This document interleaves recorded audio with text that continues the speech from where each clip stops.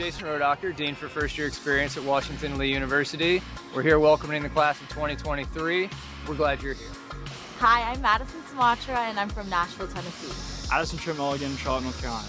Elizabeth Edwards from Charlotte, North Carolina. Hi, I'm Andrew Martinelli, I'm from New York. Lauren Hayes, and I'm from Houston, Texas. I'm Ben Hess, and I'm from Pittsburgh, Pennsylvania. I really like WNL's commitment to letting their students study what they feel passionate about. There's a great commitment to academic diversity I think is really special. That really brings a sense of community that I really like.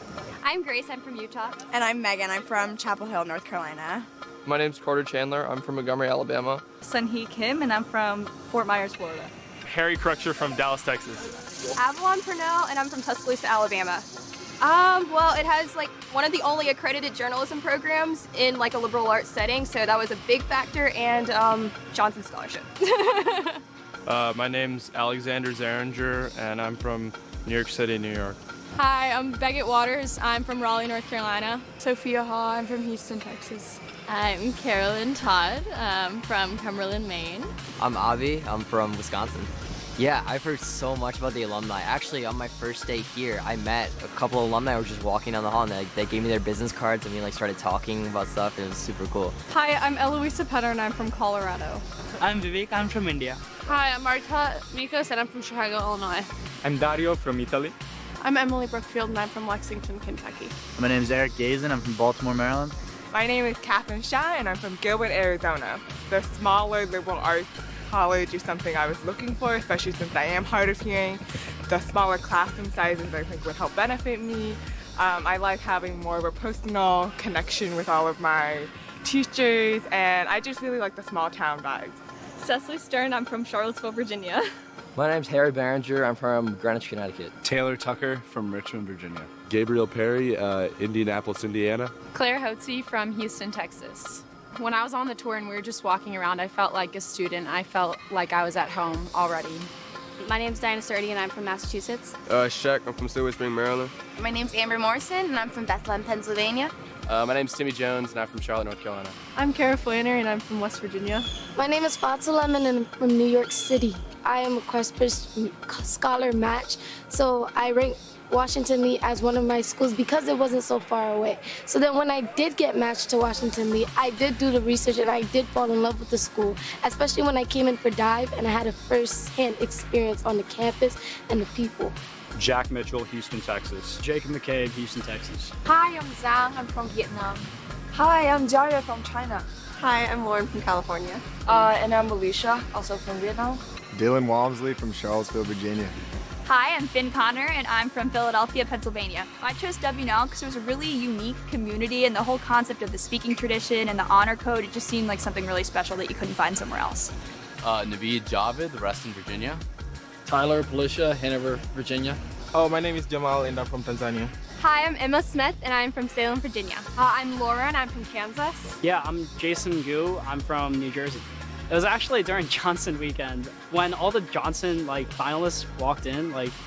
You didn't have to say hi to us because we're just prospective students at that point. But what ended up happening was all the current students just talked to you because they were so nice. So I'm John Coleman Ward. I go by JC, and I'm from South Carolina. My name's Jillian Gallardo. I'm from Charlottesville, Virginia. I'm Okolocha Mesoma, and I'm from Nigeria. Hi, I'm Pierce Robinson from Kings Mountain, North Carolina. Hi, I'm Madison. I'm from Florida. Michael Tanzer. I'm from Zimbabwe. I'm Owen Malcolm. I'm from Atlanta, Georgia. I'm Lily from Colorado. I'm Meg from Baltimore, Maryland. I'm excited for spring term. I've heard lots of fun things about it. Spring term. Nice weather, the river, everything. Yeah. So spring term was definitely a factor of coming here. It's different from a lot of other schools. I also think Greek life is gonna be really fun, just getting involved with a bigger community, meeting more people. But yeah. I'm Nafisa. I'm from Virginia. I'm Sean Waisley, and I'm from New Jersey. I'm Tori. I'm from Maryland. I am Susanna. I'm from Kathmandu, Nepal. And I am Paris. I'm from Rwanda. I'm Audrey Dietz, and I'm from Cleveland, Ohio. I chose to come here for the outstanding athletics and academics. It was just a really great balance for me, and I thought that I would fit in. Samantha Van Bell, and I'm from New Jersey. So my name is Nobel Manaya, and I'm from Ethiopia, Addis Ababa. My name's Andrew Tartakovsky, and I'm from Columbia, Maryland. Samuel Bass, I'm from Charlotte, North Carolina. All right, I'm Eli Sampson, and I'm from Houston, Texas. I sat in on a POV 101, which was like the interdisciplinary introduction to poverty class, and just the way that the students were interacting and the way that the professor was kind of not negatively probing or trying to entice answers out of the students, and the way that the class was coming to a consensus and the way that the class was discussing very important issues, that was one moment when I was like, wow, like, I don't think you're gonna be able to get something like that at any other school. Hi, I'm Sophie Daniels. I'm from New York City. I'm Danny Kong. I'm from Dallas, Texas. My name's Najamoy Green, and I'm from Mulberry, Florida.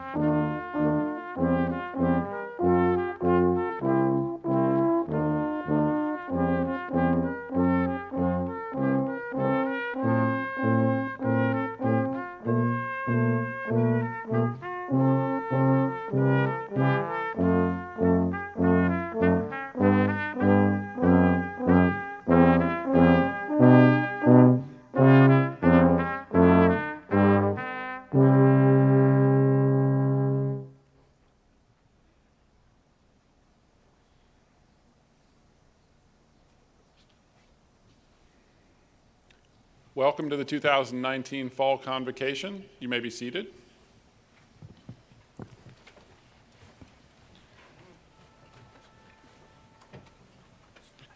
Pleased to be with you this evening to conduct one of the most meaningful ceremonies of the academic year. In May, we gather in this same beautiful setting for commencement, which celebrates the achievements of our students and marks their transition to life after W&L. Then we disperse for the summer. Students travel, faculty immerse themselves in scholarship, and our staff accomplish important projects all over campus. Each of us is grateful for the change of pace and season, and yet there's something missing, something that impels us toward this moment when summer transitions into fall, in theory. Convocation is when we reassemble ourselves as a community, as students, as teachers, and as staff dedicated to providing an environment in which teaching and learning can take place. Our avocations, our callings, require our convocation, our being called together. None of us can be most truly who we are individually without all of us being here collectively, which is why this time of year feels so good. We're once again able to be our best selves. Convocation emphasizes and celebrates the fact that we are an academic community. We wear our ceremonial regalia to signify that our distinctively academic work, the fundamental work of the university, which unites us all, has commenced. We welcome our newly arrived undergraduates and law students, and we encourage the members of the class of 2020 to make the most of their final year at Washington and Lee. The centerpiece of this ceremony is the address that will be delivered by our distinguished speaker, Professor Bob Strong. He will be properly introduced momentarily, but I can't help saying a few words myself. I can vouch personally for Bob's mastery of the classroom since he and I taught a seminar together in my first semester at W&L. I learned a lot about Bob by watching him teach. He's disciplined and dedicated. He's earnest but funny. He's wise but humble. It's an effective and endearing combination which inspires our students and serves them well. Those same qualities have earned Bob the respect of his faculty colleagues who've elected him to serve as one of their representatives to the university's Board of Trustees. Bob is also a prolific and highly regarded scholar of the American presidency and foreign policy. Teacher, scholar, and university citizen, Bob Strong embodies what's at stake in our work here every day. It's work that never truly stops, but which officially recommences right now. The occasion is momentous enough that it calls for appropriate music, which we can always count on the university singers to provide. Their selection this evening, On Earth as It Is in Heaven, is from Ennio Morricone's Academy Award-winning score to the 1986 film The Mission, which is known for using music as a bridge to bring people together, regardless of the challenges they face. Professor Lynch and the university singers, please take it away.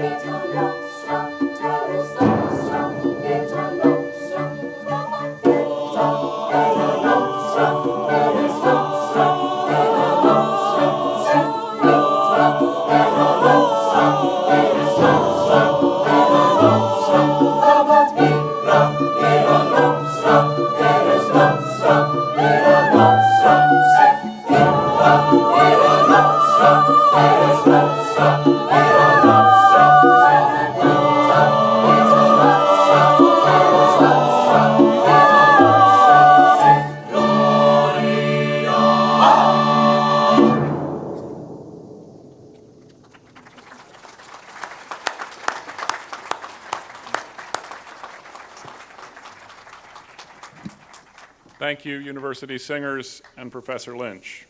I now call upon Mark Connor, Provost and Ballingy Professor of English, to introduce our distinguished speaker, Professor Bob Strong.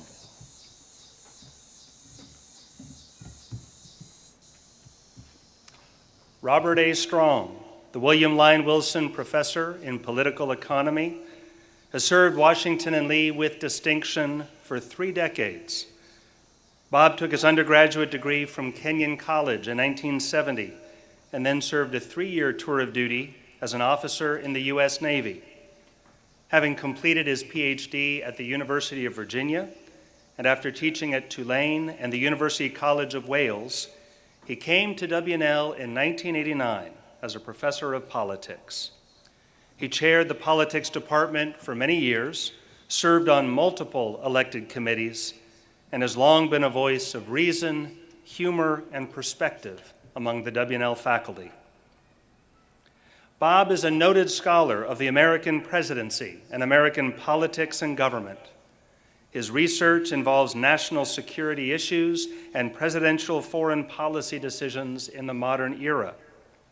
He is published widely, including 4 major books: Bureaucracy and Statesmanship, Henry Kissinger and the Making of American Foreign Policy; Working in the World, Jimmy Carter and the Making of American Foreign Policy, described by one reviewer as, quote, the best book on Carter's foreign policy to date; Decisions and Dilemmas, Case Studies in Presidential Foreign Policy Making since 1945, and the forthcoming Character and Consequence, Foreign Policy Decisions of George H.W. Bush.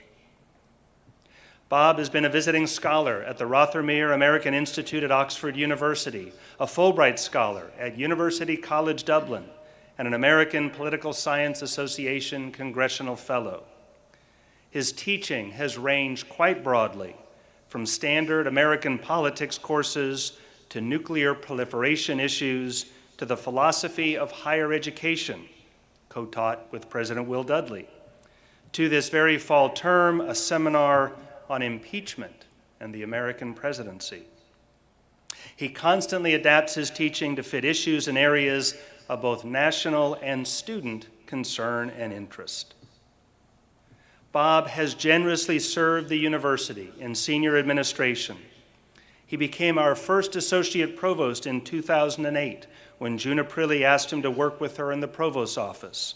He was the first to oversee the new Johnson program in leadership and integrity. He then served as interim provost for 2 years. Bob's dedication to Washington and Lee is legendary, and his career serves as an inspiring model for what a liberal arts college professor can be. Today, his remarks are titled George Washington and Education, a strikingly apt topic for this event and for this institution. Please join me in welcoming Bob Strong.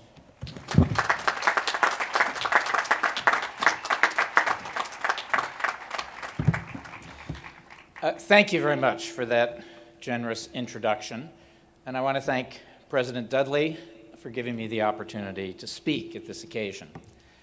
This afternoon, I want to take a few moments to tell some stories about a familiar figure. We all know a great deal about George Washington, father of our country, our first president, generous donor to this institution, half our namesake. But we may not know much or enough about his personal and political connections to higher education. George Washington never went to college. Born to privilege, he grew up expecting to receive a superior education, and there were plans. He was going to follow in the footsteps of his older brother and study in England. But then his father died suddenly of a heart attack, and those plans died with him. Washington, while still a teenager, took on adult responsibilities: the management of land, the supervision of an enslaved workforce, the surveying of distant property, and when he was about the same age as the members of our senior class, military service in defense of the colonies. Washington always regretted his lack of a proper education.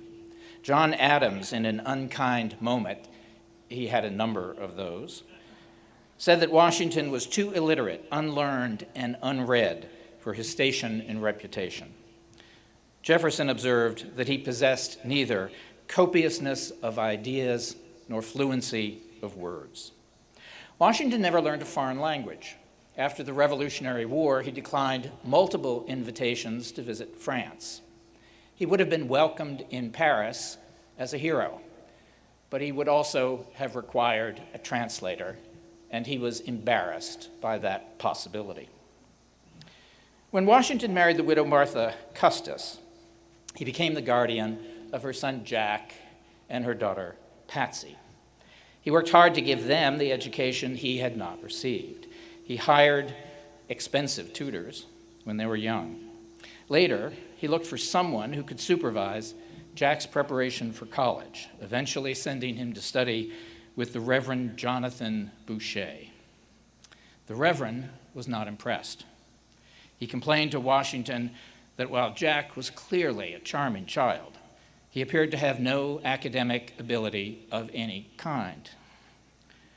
Washington defended his stepson, but he had to admit that Jack's interests and accomplishments tended to involve just three things: guns, horses, and dogs. When Boucher said that Jack was charming, he didn't really mean it as a compliment. The Reverend School moved from Alexandria, Virginia, to Annapolis, Maryland. And shortly after the move, Boucher wrote to Washington and said, "I think this move may have been a mistake. The town of Annapolis is filled with vagrants, dandies, drunkards, gamblers, ne'er-do-wells of every description, and your son has befriended all of them." At about this time, Jack wrote a letter to George Washington in which he apologized for his grades. And he also apologized for recent letters to his mother that had contained far too many grammatical errors and spelling mistakes. He thanked George Washington for reminding him of those mistakes. He promised to do better in the future, to study harder, to make his parents proud. It was a pitch-perfect letter of apology, until it ended. At the very end of the letter, he said, "I do hope you and Mama will visit me here in Annapolis because I want to show you my favorite place in the city." It was the racetrack. Jack had made the classic mistake: too much information.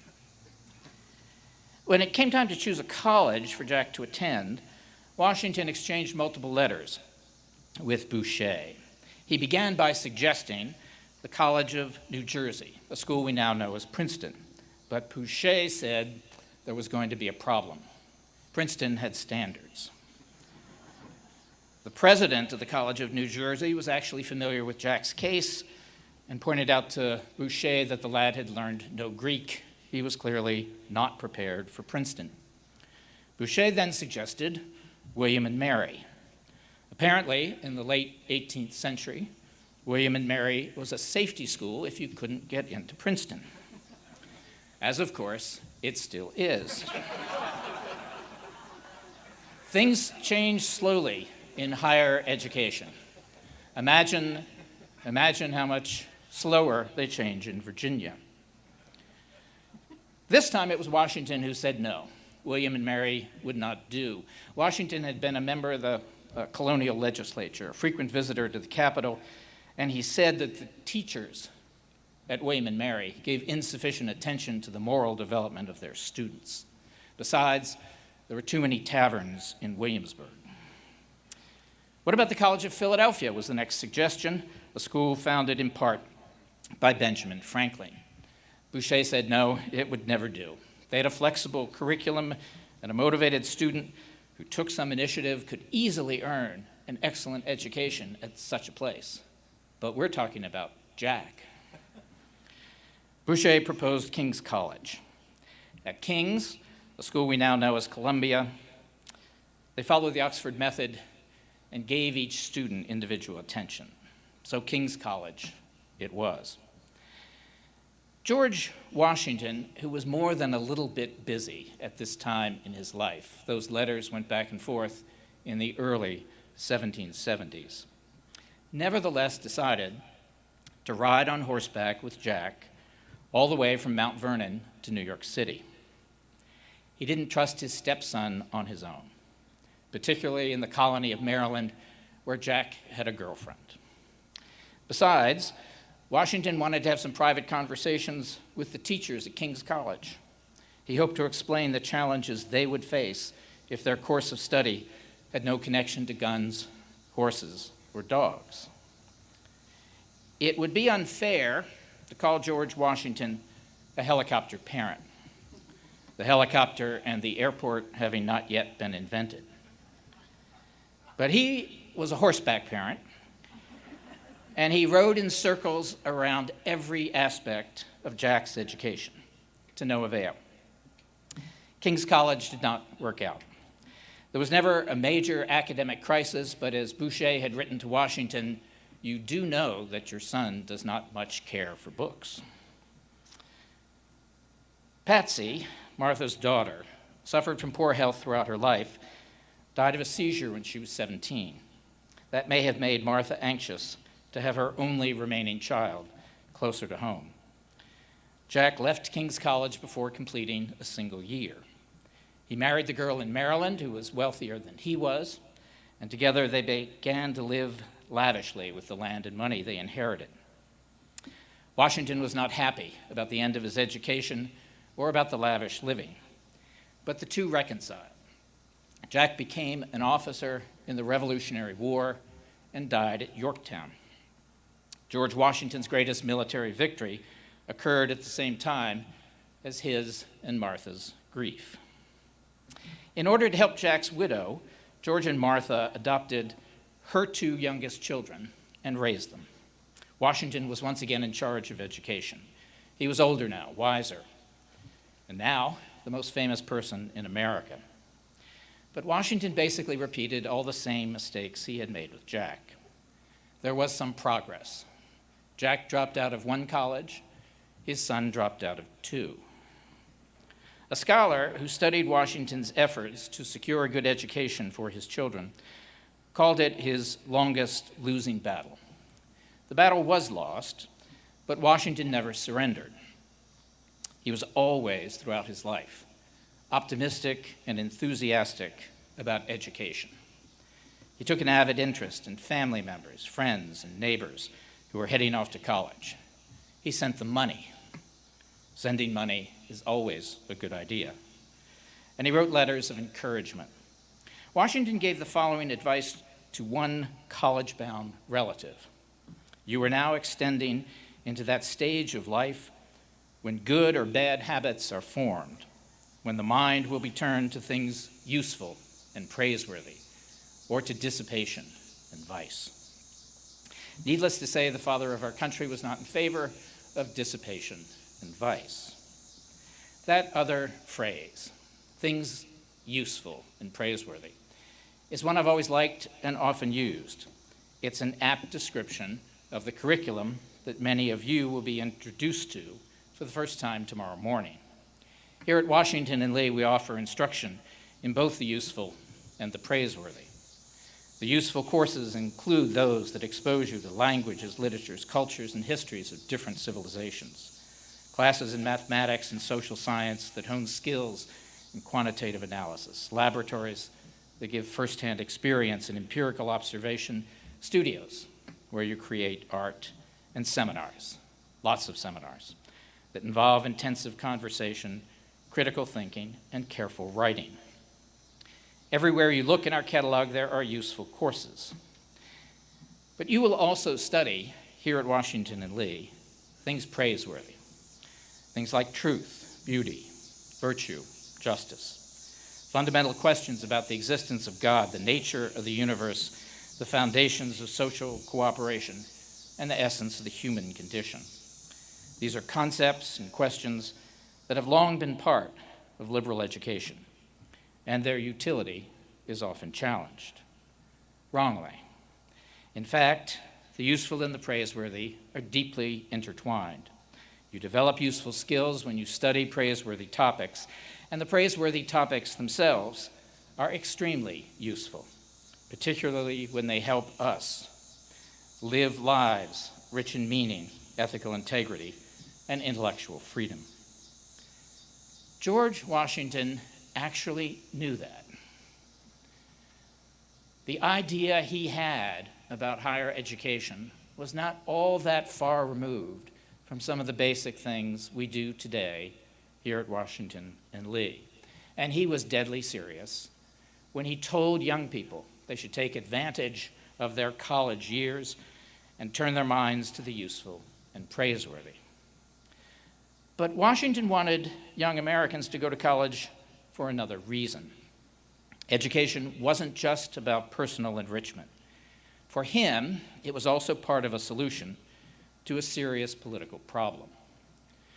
During his presidency, George Washington urged the Congress on multiple occasions to appropriate money for two institutions of higher learning, a military academy and a national university.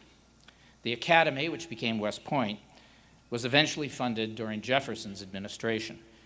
The National University was never built. But why did Washington want one? Why did he consider it one of his highest priorities? Why was he deeply disappointed that the Congress could never find money for it? Our first president worried about the future of the republic he had helped to create. In his farewell address, he warned about the dangers of partisanship and sectionalism. He feared that we would become so divided and so rancorous toward each other that we would destroy our own liberties and create the opportunity for foreign enemies to take advantage of our internal division. This would occur because it's natural to love your locality more than your nation, and because unscrupulous leaders would inflame regional jealousy and partisan difference. Here's how Washington described the danger. The divisions within the United States will become potent engines by which cunning, ambitious, and unprincipled men will be enabled to subvert the power of the people and to usurp for themselves the reins of government, destroying afterwards the very engines which have lifted them to unjust dominion. And don't think the competition between two political parties will protect us. Again, Washington's words. The alternate domination of one faction over another, sharpened by the spirit of revenge natural to party dissension, is itself a frightful despotism. And it leads to something worse. The disorders and miseries which result from partisanship gradually incline the minds of men to seek security and repose in the absolute power of a single individual. And sooner or later, the chief of some prevailing faction, more able or more fortunate than his competitors, turns this disposition to the purposes of his own elevation on the ruins of public liberty. A grim prediction. Now, you may have noticed that we've drifted a bit from our original topic. I started out talking about Washington's foibles as a father of a college-bound student, and we have somehow ended up with a nation descending into despotism. The despotism is not Jack's fault, but we haven't actually gone that far afield. Education is the link. Washington was convinced that our nation needed mechanisms, as many as we could find, to overcome or reduce our sectional differences, our local loyalties, and our penchant for partisanship. One way to do that was to bring talented students from different parts of the country with different backgrounds, different opinions, to a common location where they would share enriching experience. A place like this one, a school like ours. Washington understood that young people form friendships faster and in a more lasting fashion than do people who are older. And he wanted to harness the positive power of youthful association. When young people get to know each other, it can reduce the suspicions they have about those who suffer from the grave misfortune of having grown up in the North, or the South, or Texas. George Washington was an advocate of diversity in college admissions. He wanted a national university so that future leaders from all parts of the country could meet in their formative years and break down the misconceptions and misunderstandings that they would naturally acquire from their family, their hometown, their church, or political party. He was no Pollyanna, he had no utopian expectation, but he sincerely believed that college could make a positive difference. Talented young people earning an excellent education, side by side, in a diverse community, could push back against the dangers of sectionalism and partisanship. Now, I think we all understand that George Washington's lessons about education have their limitations. He lived in a time and a world far removed from our own. He never challenged the assumption of his day that higher education was for men and not for women. He owned enslaved people who were rarely taught to read and write.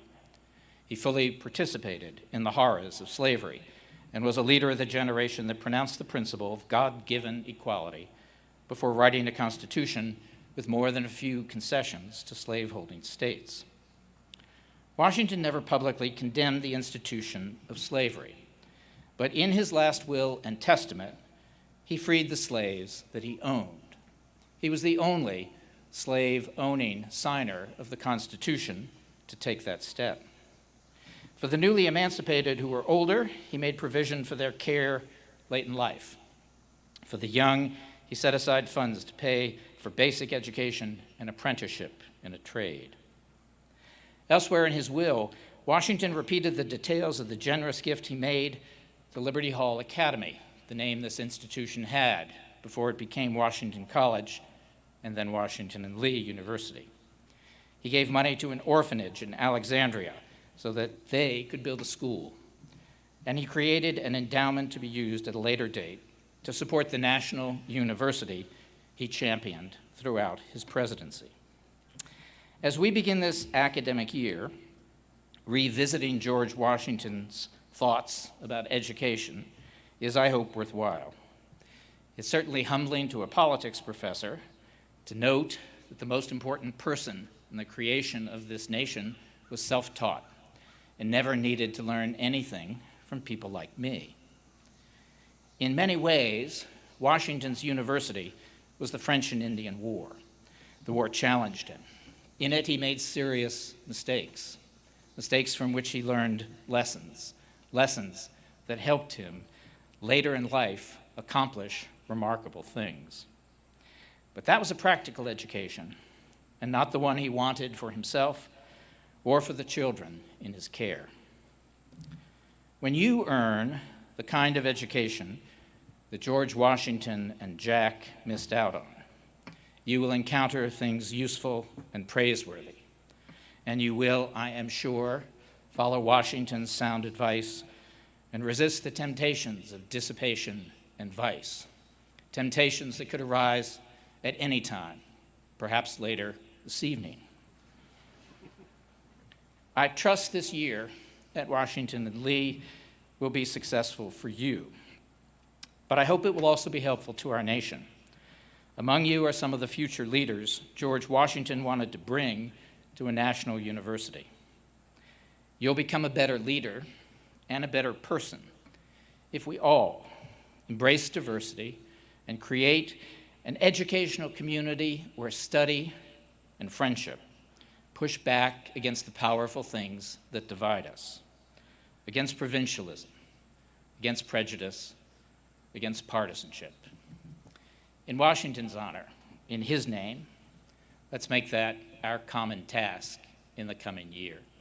Thank you.